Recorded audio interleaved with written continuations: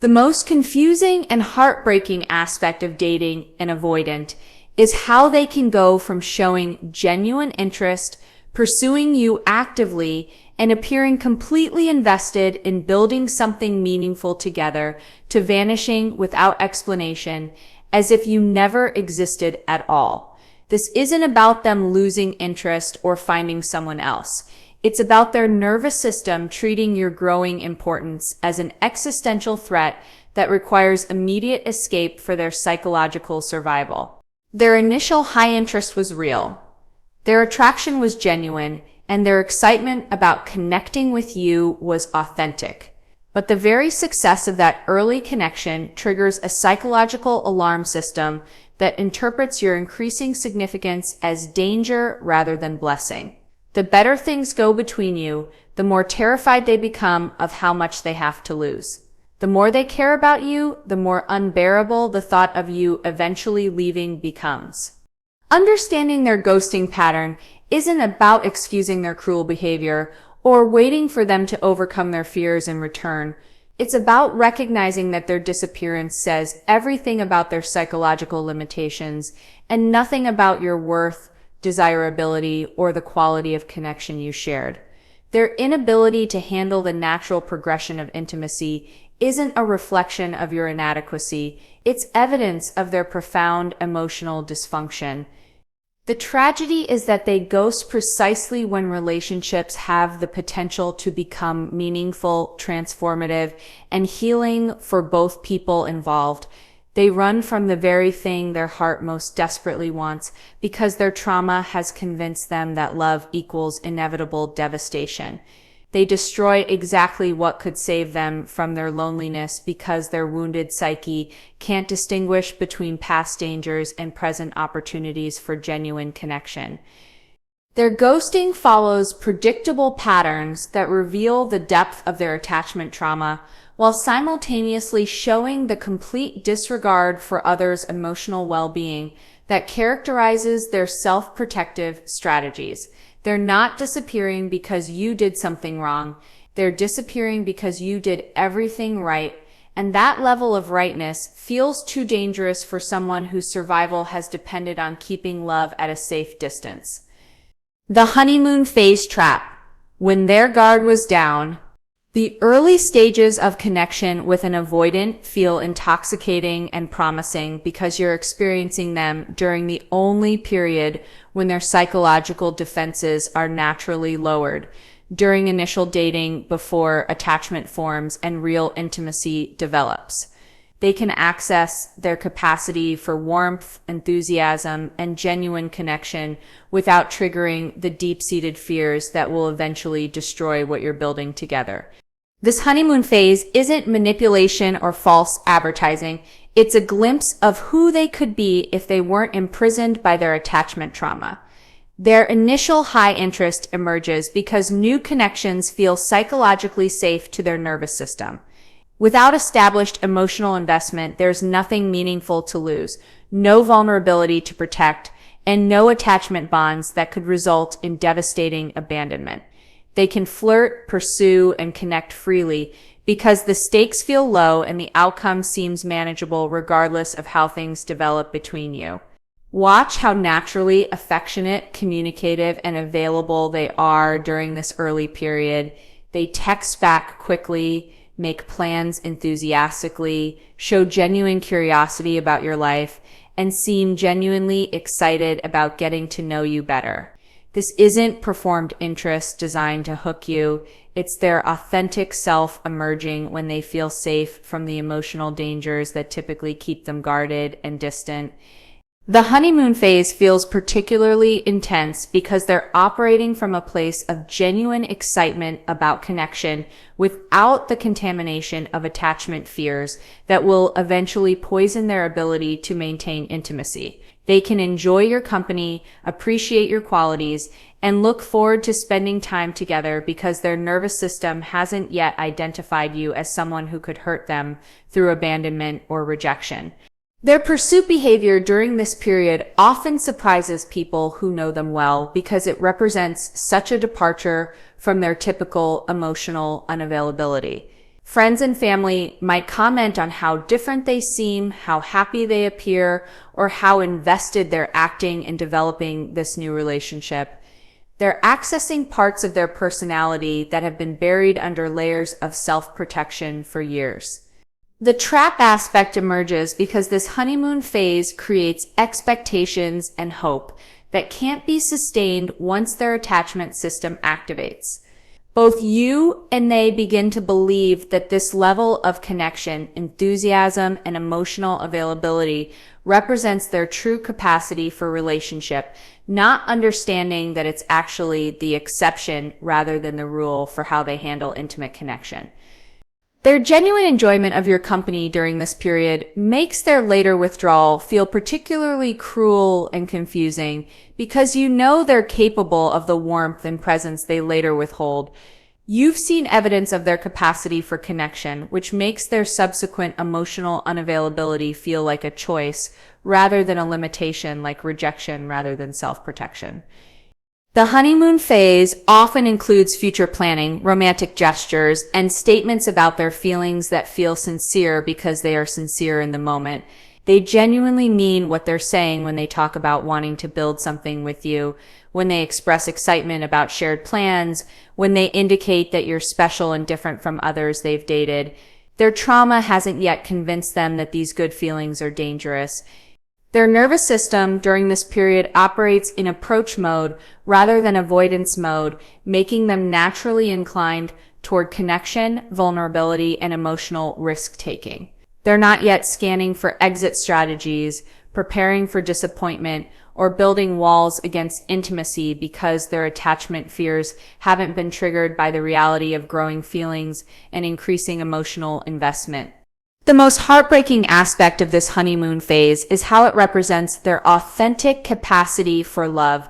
When they feel safe from attachment trauma, this period shows you exactly what kind of partner they could be if they weren't controlled by fears about vulnerability, abandonment, and emotional dependence. It's a preview of the relationship that could exist if they could maintain this emotional openness consistently. The trap completes itself when this natural, beautiful, early connection begins triggering their deeper psychological wounds around attachment and intimacy. The very success of the honeymoon phase creates the conditions that will activate their avoidance patterns, transforming the person who pursued you enthusiastically into someone who runs from the connection they helped create. Their genuine early interest becomes the foundation for their later terror, making their eventual ghosting feel like a betrayal of everything you built together during those promising initial weeks or months. The overwhelm point, when you become too real to them. The psychological shift from excitement to terror occurs when you transition from being a fantasy or possibility to becoming a real person with genuine emotional significance in their life. This transformation happens gradually and then suddenly, like a switch flipping in their nervous system that reframes your presence from opportunity to threat. The moment they realize they actually care about you, that your opinion matters to them, that losing you would hurt, that's when their trauma kicks in and begins the process of destroying what they've helped create. Their overwhelm begins when they notice their own emotional investment escalating beyond their comfort zone. Maybe they catch themselves looking forward to your messages, feeling disappointed when plans get canceled, or thinking about you during mundane daily activities. These natural relationship developments feel dangerous to someone whose survival strategy has always involved maintaining emotional distance and independence. Your importance to them starts feeling like emotional dependency, which triggers every alarm bell in their psychologically self-protective system. The too real point often coincides with relationship milestones that suggest permanence or deeper commitment. Meeting friends or family, staying over multiple nights, having serious conversations about feelings or the future, or simply reaching a level of comfort and familiarity that implies ongoing connection. These natural relationship progressions feel like traps closing around them rather than beautiful developments worth celebrating and nurturing. Watch how their demeanor changes when they realize how much they've revealed about themselves. how vulnerable they've become, or how much access you now have to their emotional world. The same openness that felt natural and exciting during early dating now feels exposing and dangerous. They begin to panic about how much you know about their fears, their wounds, their limitations, and their authentic self beneath the carefully constructed persona they typically present to the world. Their overwhelm intensifies when they realize that your feelings for them have also deepened, creating mutual emotional investment that feels suffocating rather than bonding.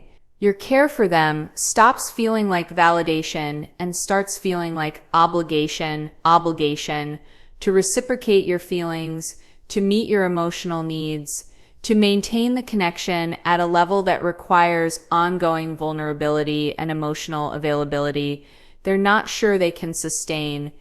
The reality of your separate life, needs, and emotional world begins to feel overwhelming rather than interesting. During early dating, learning about your work stress, family dynamics, and personal challenges felt like getting to know you. Now, these same realities feel like emotional labor they're expected to help manage, support systems they're supposed to participate in, and complexity they're responsible for navigating successfully without causing harm or disappointment. Their overwhelm includes the recognition that they've created expectations through their early enthusiasm and availability that they now feel incapable of meeting consistently. The warm, communicative, emotionally present person they were during the honeymoon phase now feels like a performance they can't maintain rather than their authentic self. They begin to panic about disappointing you when their natural avoidance patterns resurface and you discover their emotional limitations. The too real transformation often includes them starting to notice your flaws, limitations, and humanity in ways that feel threatening rather than endearing. During early connection, your quirks felt charming and your vulnerabilities felt like opportunities for closeness. Now, these same qualities feel like evidence that you're not the perfect, undemanding partner their fantasy required you to feel safe with attachment.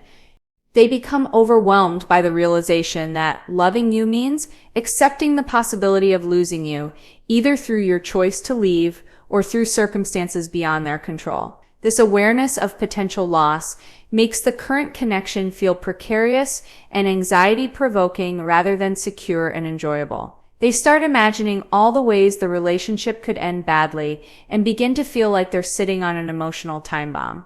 Their overwhelm extends to recognizing that maintaining the relationship requires ongoing emotional investment, communication skills, and vulnerability tolerance they're not confident they possess. The relationship stops feeling like something that's flowing naturally and starts feeling like work. They're not qualified to perform successfully. They begin to doubt their capacity to be a good partner rather than enjoying the process of learning and growing together. The practical aspects of deeper relationship integration begin to feel overwhelming as they realize that caring about you means considering your needs in their decision-making, coordinating schedules and priorities, and potentially adjusting their lifestyle to accommodate shared goals and experiences. The independence they've always treasured starts feeling threatened by the natural interdependence that develops in healthy relationships. Their emotional overwhelm often manifests as physical symptoms: anxiety, insomnia, digestive issues, or general restlessness that they associate with the relationship rather than recognizing as trauma responses to increasing intimacy.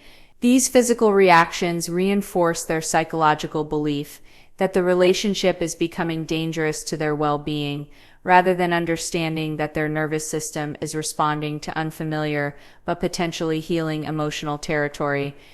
The most tragic aspect of this overwhelm point is that they're panicking about exactly what makes relationships meaningful and transformative: the real intimacy, genuine care, and authentic connection that could actually heal their attachment wounds if they could tolerate the vulnerability required to receive it. They're running from the very medicine their lonely heart most desperately needs because their trauma has convinced them that love is poison rather than nourishment. The panic response, how their nervous system hijacks the connection. When the avoidant reaches their overwhelm threshold, their nervous system doesn't just feel uncomfortable. It activates a full-scale emergency response that treats your loving presence like a mortal threat, requiring immediate escape for psychological survival. Their fight-or-flight system, designed to protect them from physical danger, can't distinguish between the vulnerability of love and the vulnerability of being attacked by a predator. To their trauma-wired brain, opening their heart feels identical to exposing their throat to someone who could destroy them. The panic response begins with their nervous system flooding their body with stress hormones that create physical sensations of danger, even when you're being perfectly loving and safe. Their heart races when you text about spending more time together. They feel nauseous when you express deeper feelings. They experience chest tightness when you mention future plans. These aren't metaphorical responses.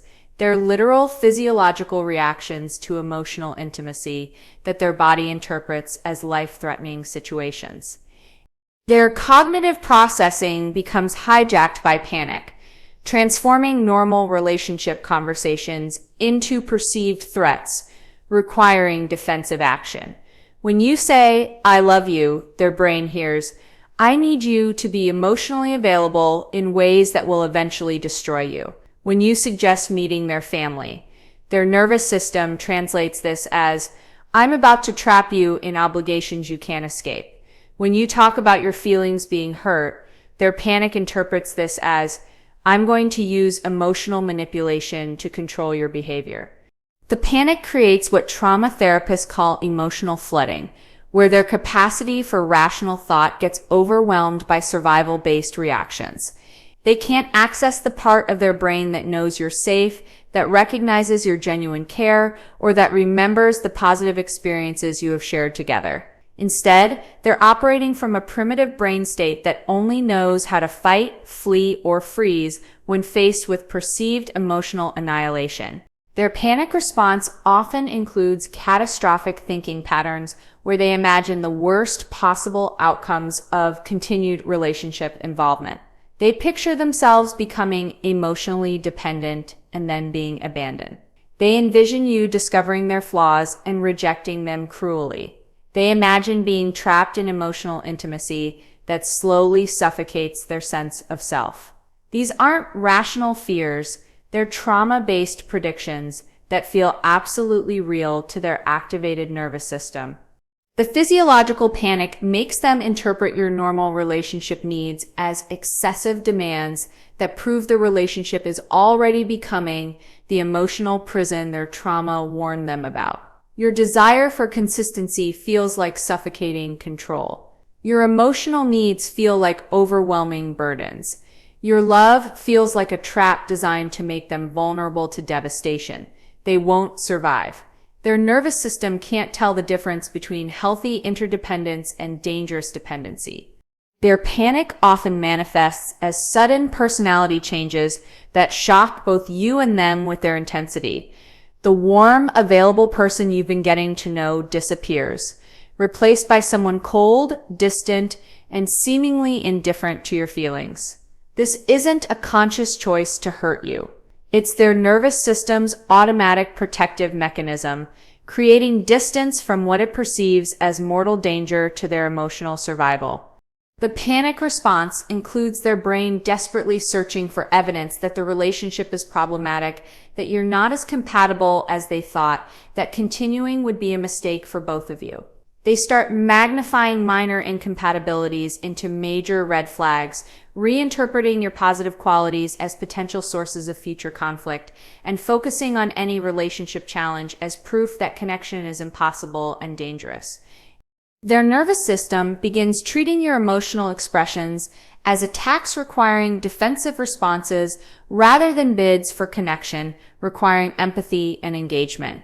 When you share vulnerabilities, they feel overwhelmed rather than trusted. When you express needs, they feel pressured rather than valued. When you show love, they feel suffocated rather than cherished. Their panic has completely reframed the emotional language of intimacy. The panic creates internal pressure to escape the relationship before they become more attached and therefore more vulnerable to the catastrophic loss their trauma brain insists is inevitable. They feel like they're sitting in a burning building and need to jump out the window before the flames reach them, not understanding that the fire exists only in their traumatized nervous system's perception of emotional intimacy as existential threat. Their fight or flight activation often includes an overwhelming urge to create conflict that justifies leaving, to find flaws that make departure seem rational, or to behave in ways that push you away so they don't have to take responsibility for actively ending something good. Their panic makes destruction feel like self-preservation rather than self-sabotage. The most devastating aspect of their panic response is how it makes them incapable of accessing the parts of themselves that actually do want connection, do value your relationship, and do recognize that what you're offering is healing rather than harmful. Their nervous system hijacking completely overrides their conscious mind's ability to make rational decisions about their emotional well-being and relationship future. Their panic transforms you from a source of joy and connection into a trigger for their deepest psychological wounds, making it impossible for them to remain present with you without feeling like they're volunteering for emotional suicide. This neurological hijacking makes ghosting feel not like cruelty, but like the only escape from what their nervous system has convinced them is a psychological death trap disguised as love. The ghost protocol. Why disappearing feels safer than explaining. Once the avoidance panic response fully activates, their traumatized nervous system calculates that completely disappearing feels infinitely safer than attempting to communicate their overwhelming emotional state or work through their attachment fears with your support. Confrontation, explanation, and vulnerable communication feel more terrifying than the cruelty of abandonment because those conversations would require them to stay present with exactly the intimacy and emotional exposure that triggered their panic in the first place. The ghost protocol activates because their nervous system views any attempt to address their feelings as additional emotional labor that would increase rather than decrease their overwhelm. Explaining why they're scared would require vulnerability about their trauma, their attachment patterns, and their emotional limitations, exactly the kind of intimate sharing that feels dangerous to someone in full panic mode about emotional exposure. Disappearing feels like the only option that doesn't require more vulnerability they're not equipped to handle. Their twisted trauma logic convinces them that ghosting is actually the kinder option because it protects you from getting more attached to someone they believe will inevitably disappoint and hurt you. In their panic-distorted thinking, they're saving you from the pain of discovering their emotional inadequacy, their inability to sustain intimacy, and their capacity for causing relationship damage. They reframe abandonment as protection, cruelty as kindness. The disappearing act feels psychologically necessary because confronting their fears directly would require acknowledging that their panic response is about their trauma rather than relationship incompatibility. Admitting that they're running from love itself rather than running from you specifically would force them to confront the depth of their psychological wounds and the work required to heal them. A level of self-awareness that feels unbearable when they're already emotionally overwhelmed.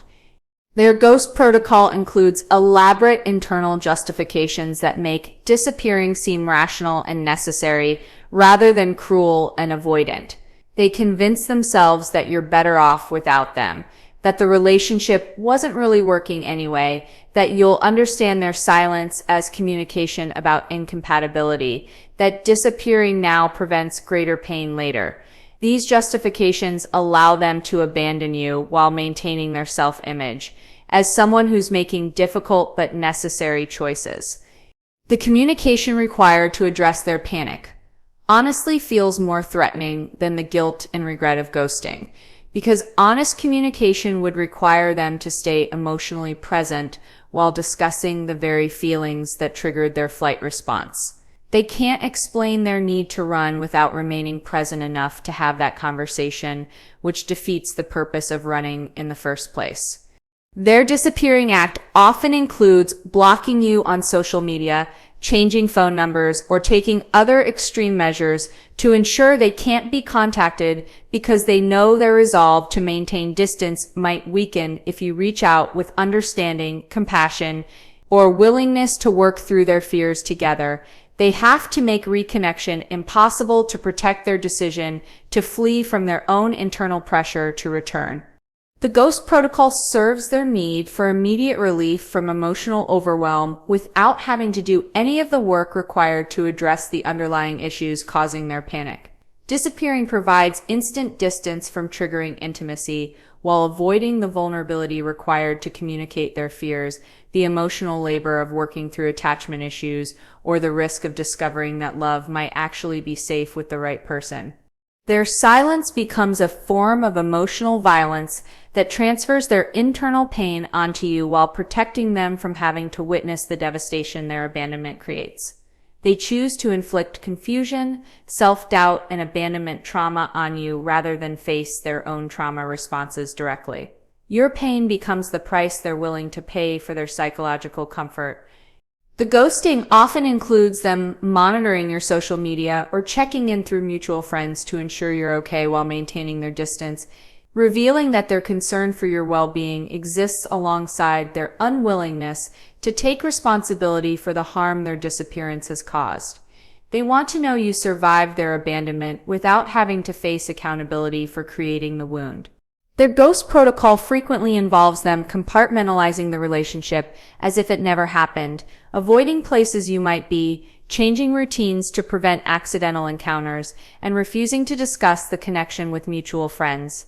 This psychological erasure helps them avoid confronting the reality of what they destroyed and the pain they caused through their inability to handle normal relationship development. The most tragic aspect of their disappearing act is that it eliminates any possibility for healing, growth, or learning from the experience.